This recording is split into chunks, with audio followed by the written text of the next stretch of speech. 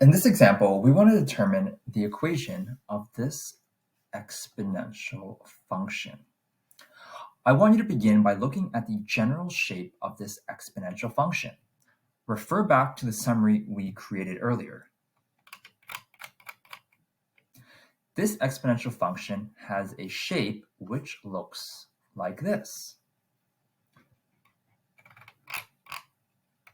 That means it falls into this situation where a is greater than 0 and b is greater than 0 and less than 1.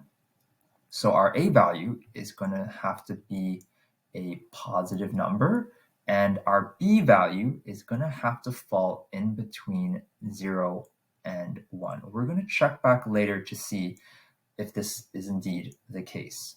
Before we determine the equation of this exponential function, let's determine some of its properties. So for its domain, x is an element of the real numbers. For the range, y has to be greater than 0. There are no x-intercepts. The y-intercept is right over here. It's 24. So when you have a coordinate and the x-coordinate is 0, that means the y-coordinate is the y-intercept. And from before, we know that if we know what the y-intercept is, we automatically know what the a value is. So I am going to put the number 24 right over here.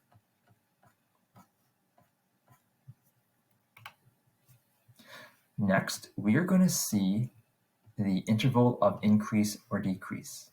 As x increases, y decreases. Okay, so I'm going to circle this, so it's decreasing. And in terms of the horizontal asymptote, it is right over here. Okay, so the function approaches it, doesn't touch it, and doesn't cross it. And the equation of this horizontal asymptote is y equals 0. So that is a horizontal line. All right.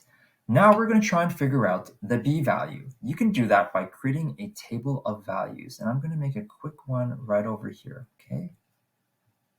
So I know that I have 0 and 24 as a coordinate, 1 and 12, 2 and 6.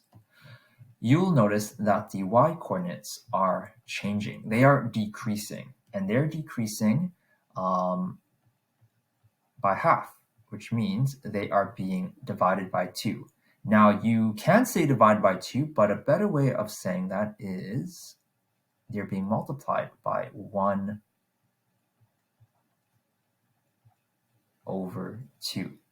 So the b value is actually going to be 1 over 2 or 0.5.